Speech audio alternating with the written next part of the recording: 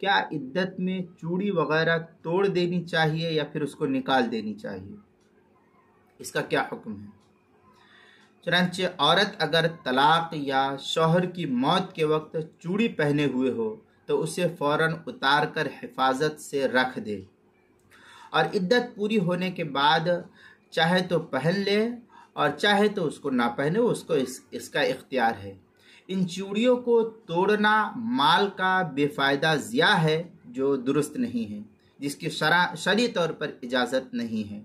लिहाजा बहुत से इलाक़ों में शौहर के इंतकाल पर बीवियों को चूड़ियाँ तोड़ने का जो रिवाज है वो गलत है, ये नाजायज़ शुमार किया गया है। बतौर ख़ास हम बिहार के इलाके के अंदर देखते हैं, यूपी और बिहार के बाज़ इलाक़ों के अंदर, कि जब शौहर का इंतकाल होता है तो औरत के हाथ में चूड़ी होती है, तो औरत के हाथ की चूड़ी को फ़ौरन जो है औरत के हाथ ही में फोड़ दिया जाता है या तोड़ दिया जाता है। बसा औक़ात इससे औरत के हाथ वगैरह भी कट जाते हैं, तो इस तरीक़े से उसको तोड़ना भी जायज़ नहीं है, ये गलत रस्म है। उसको बतौर हिफाजत आप निकाल करके रख दीजिए, बाद में उसको चाहे तो औरत पहनना चाहती है तो पहन सकती है, लेकिन तोड़ना नहीं चाहिए, माल का ज़िया है।